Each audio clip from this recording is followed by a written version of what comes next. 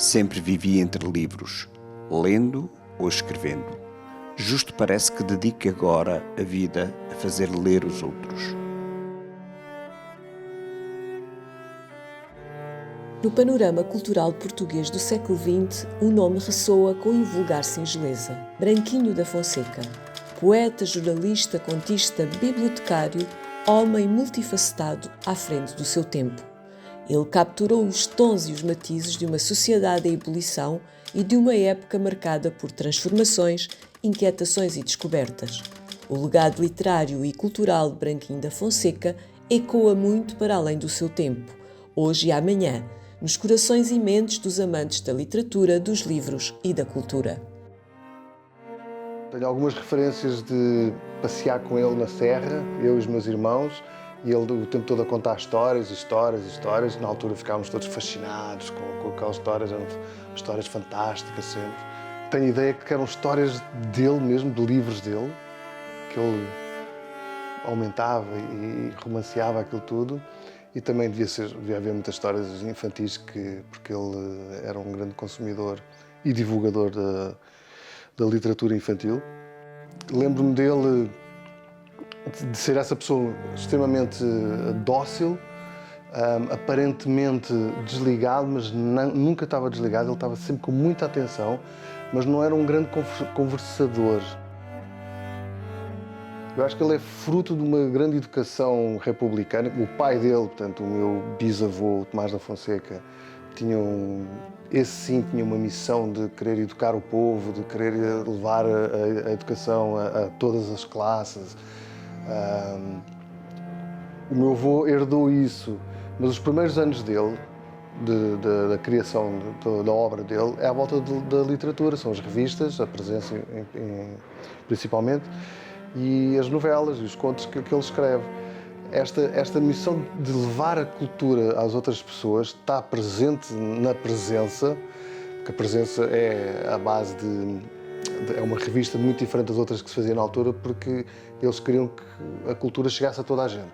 Portanto, não se envolveu politicamente, ao contrário do pai dele. Tentou-se manter o mais neutro possível em toda a parte da política, que foi uma época muito difícil. Foi o fim dos anos 50, todos os anos 60, onde a ditadura era muito presente no dia-a-dia, onde nada se fazia que não houvesse intervenção do Estado. E ele conseguiu fazer levar a sua carroça, literalmente, não é? As várias carroças dele, conseguiu fazer levar a carroça ao bom porto de levar livros de educação e pôr todo um país a querer ler e a desfrutar da leitura. Ele é uma pessoa intemporal, que conseguiu perceber quais eram as falhas que existiam na nossa sociedade e arranjou uma fórmula de conseguir de preencher essa falha e de levar a cultura e levar a educação para todas as pessoas, para descentralizar. Isso é que eu acho que é a grande obra dele, foi a descentralização da cultura. A herança de Branquinho da Fonseca para as bibliotecas é imensa.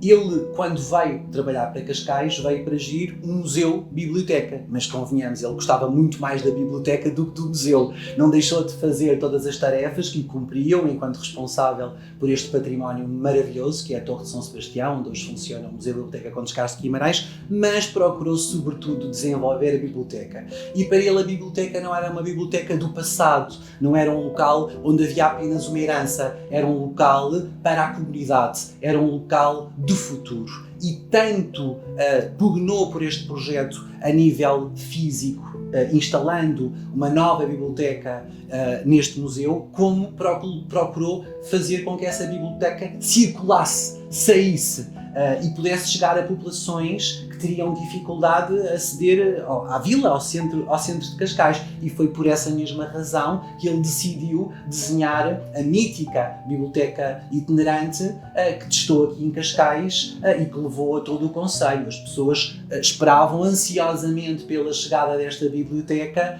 porque durante gerações ela foi a única forma de acesso à cultura em Cascais para populações que estavam sem esse tipo de oferta, por se encontrarem a residir longe da vila.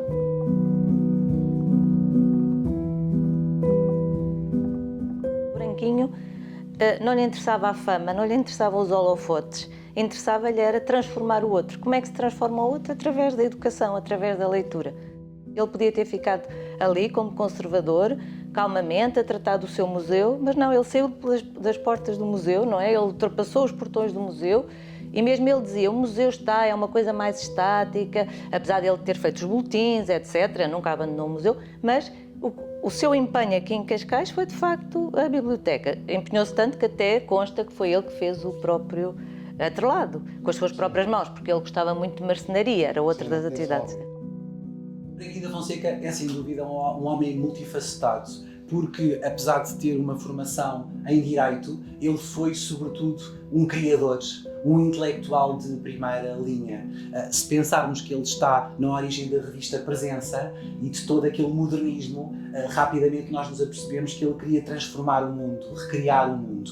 Nós estamos na Casa Sommer, onde se preserva o seu arquivo, mas é um arquivo sui generis, porque ele tem também algumas peças distintas que habitualmente não são associadas aos arquivos. E temos aqui, por exemplo, a máquina de escrever de Branquinho da Fonseca, ou estou neste dia, a título especial, sentado na cadeira que Branquinho da Fonseca desenhou para a sua casa, assim como a sua secretária. Aliás, Branquinho da Fonseca tem até, vou brincar agora, carreira na história do mobiliário, porque ele foi o responsável pelo desenho das mesas e das cadeiras que durante anos foram utilizadas no Museu Biblioteca Condes Castro Guimarães, onde funcionou a primeira biblioteca pública em Cascais.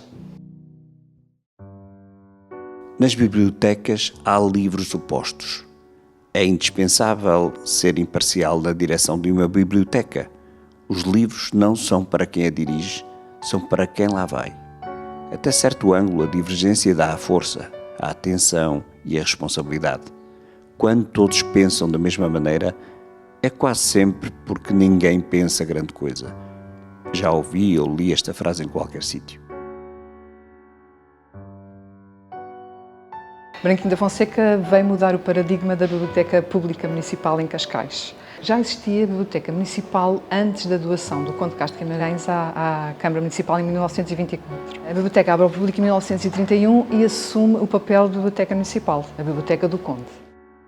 Antes, a biblioteca destinava-se a guardar o conhecimento, quase a tratá-lo como um objeto museológico, e aí biblioteca e museu. Depois de Branquinho, o objetivo é dar acesso ao conhecimento e à cultura a toda a população, e não só à cultura produzida em anos anteriores e à história, portanto, acesso ao passado, mas também ao que se produz na área do conhecimento e da cultura no presente e a construção do futuro. Pelas próprias palavras de Branquinho, ele diz que as bibliotecas, o museu-biblioteca tem que deixar de ser um arquivo de séculos passados, mas um organismo vivo. E se formos comparar as palavras de Branquinho e o objetivo de Branquinho quanto às bibliotecas municipais e a missão que cabe às bibliotecas municipais atualmente através do Manifesto da Unesco, não diferem assim tanto. Com a vinda de Branquinho e as alterações que ele implementou logo no primeiro ano, a biblioteca teve um crescimento exponencial. Portanto, quando Branquinho iniciou funções, tinham inscritos cerca de 190 leitores. No final de 1942, tinha aumentado 400%. Portanto, já tinha cerca de 1960 leitores inscritos. Também os empréstimos tinham aumentado cerca de 400%. Portanto, a vida da biblioteca, realmente Branquinho conseguiu uma biblioteca viva logo a final do primeiro ano de exercício de funções. Mais do que tudo, importava melhorar as condições de vida desses leitores ávidos de penetrar num mundo que até hoje lhes foi vedado. Foi por iniciativa de Branquinho da Fonseca que os livros se tornaram andarilhos e chegaram a pessoas que de outra forma não tinham o que ler. O escritor que integrou o movimento da Presença, autor de O Barão, à frente do Museu Biblioteca Condes de Castro Guimarães, iniciou um projeto inovador e corajoso para os anos 50 do pós-guerra. Branquinho da Fonseca deu uma nova vida ao legado do Conde, aumentando o acervo com livros de autores contemporâneos, nacionais e estrangeiros, diversificando os temas muito para além da erudição, incluindo livros dedicados aos mais jovens e, sobretudo, disponibilizando ao público o empréstimo domiciliário. O Fundo Branquinho da Fonseca, isto é, o arquivo do grande António José Branquinho da Fonseca, foi depositado na Câmara Municipal de Cascais, no Arquivo Histórico Municipal de Cascais, no ano de 1997. É um arquivo riquíssimo que nos permite perceber a vida e a obra de Branquinho da Fonseca de uma forma extraordinária. Entre a documentação encontramos correspondência, encontramos os seus manuscritos, encontramos datiloscritos emendados, encontramos primeiras edições, uma coleção fotográfica riquíssima. Toda esta documentação foi devidamente classificada e descrita de forma a que pudesse ser consultada física ou presencialmente aqui na Casa Sómer, que é também a Casa de Branquinho da Fonseca, é o local onde se preserva. Está disponível igualmente no Arquivo Histórico Digital de Cascais, disponível todos os dias, a toda a hora, a todos os interessados pela história desta grande figura da cultura portuguesa, que é também um homem a quem Cascais muito deve. Isto porque foi em Cascais que Branquinho da Fonseca gizou a Biblioteca Itinerante, testou a Biblioteca Itinerante e permitiu depois, quando transitou para a Fundação Carlos Gulbenkian, desenvolver este majestoso projeto, que é o projeto das Bibliotecas Itinerantes da Fundação e de Portugal.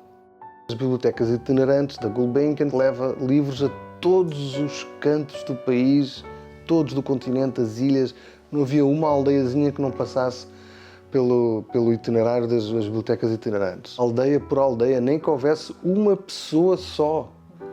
A carrinha ia lá à aldeia. Neve, chuva, frio, calor, o que fosse, a carrinha ia lá. Eu sou do interior de Trás-os-Montes e usufruí de biblioteca itinerante, felizmente.